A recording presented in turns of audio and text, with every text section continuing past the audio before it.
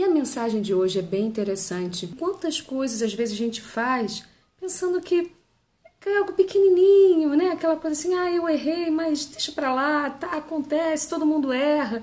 E não é bem assim, né?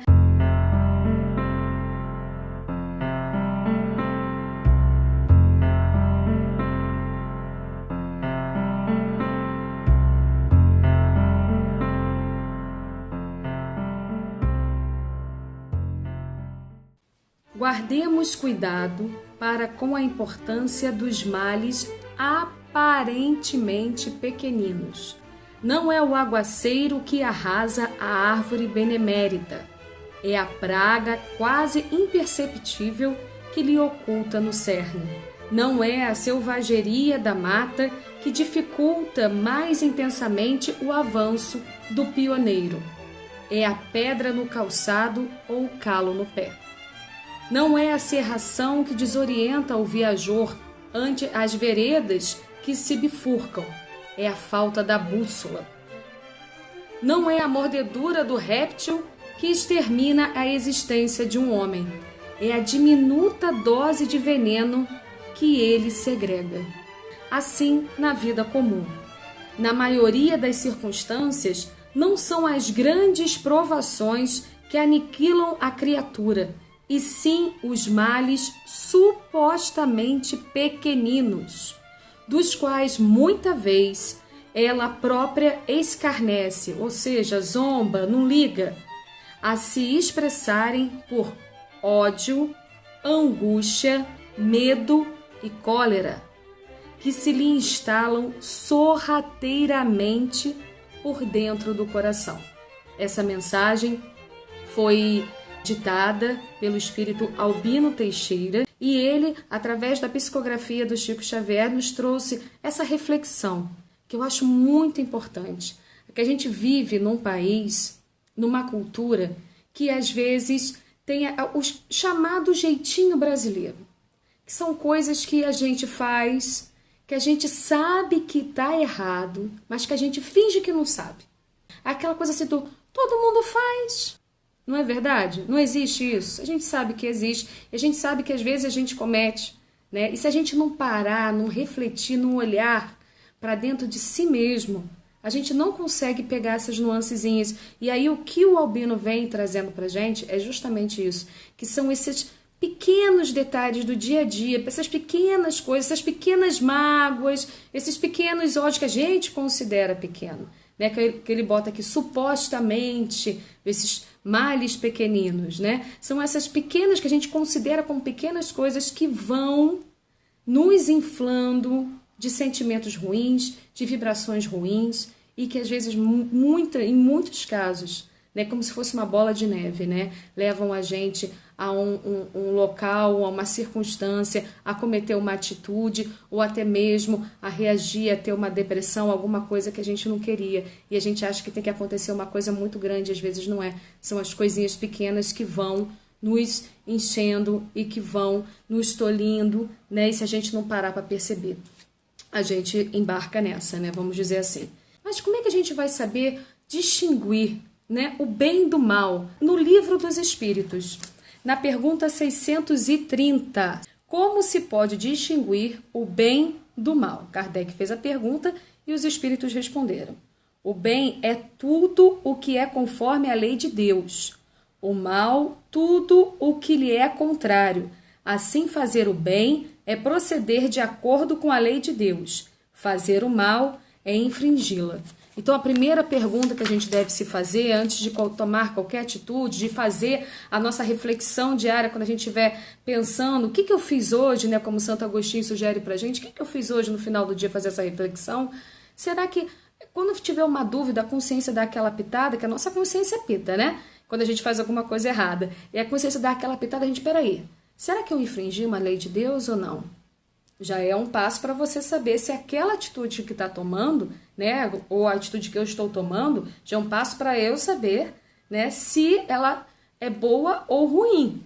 Mas aí, continuando aqui na pergunta 640, Kardec faz uma colocação muito interessante, porque às vezes esses pequenos males não estão só associados à prática em si da maldade.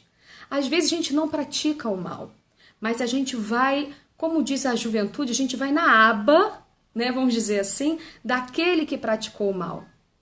E aí, Kardec pergunta o seguinte, olha que interessante. Aquele que não pratica o mal, mas que se aproveita do mal praticado por outrem, é tão culpado quanto este? Olha que situação, né?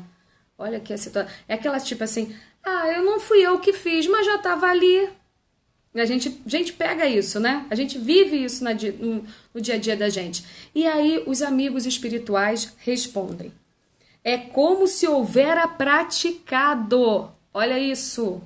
Não precisa você necessariamente fazer o mal, mas se você está se aproveitando, entre aspas, do mal que o outro praticou, é como se houvera praticado. Aproveitar o mal é participar dele, dizem aqui os Espíritos no Livro dos Espíritos, lição 640. Talvez não fosse capaz de praticá-lo, mas desde que, achando-o feito, dele tira partido.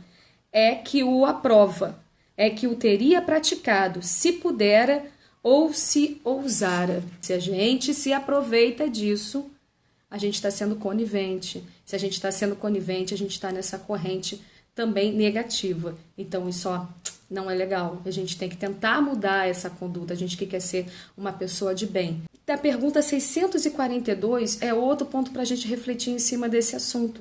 Porque Kardec pergunta o seguinte, para agradar a Deus e assegurar a sua posição futura, bastará que o homem não pratique o mal?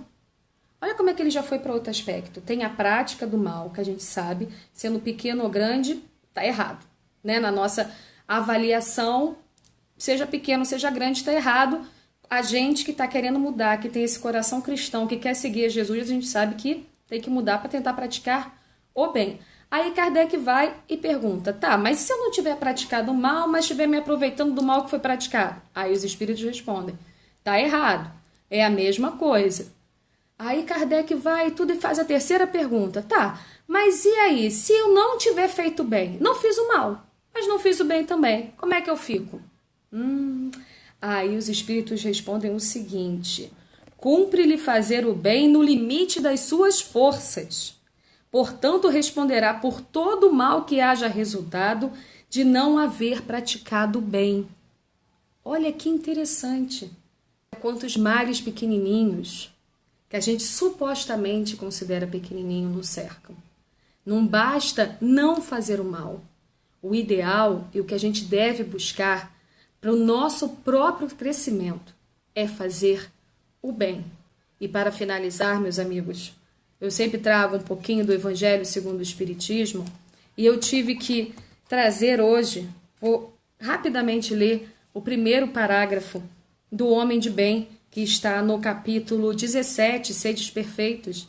Diz o seguinte, um verdadeiro homem de bem é o que cumpre a lei de justiça, de amor e de caridade na sua maior pureza. Se ele interroga a consciência sobre seus próprios atos, a si mesmo perguntará se violou essa lei, se não praticou o mal, se fez todo o bem que podia, se desprezou voluntariamente alguma ocasião de ser útil, se ninguém tem qualquer queixa dele, enfim, se fez a outrem tudo o que desejara lhe fizesse. Então, em cima dessa reflexão, que a gente possa assumir com nós mesmos, cada um de nós, um compromisso de tentar fazer ao outro tudo o que gostaria que fizesse. Fazer todo o bem que a gente consegue fazer. Fazer o bem nunca é demais. E deixar de fazer o mal sempre é um passo.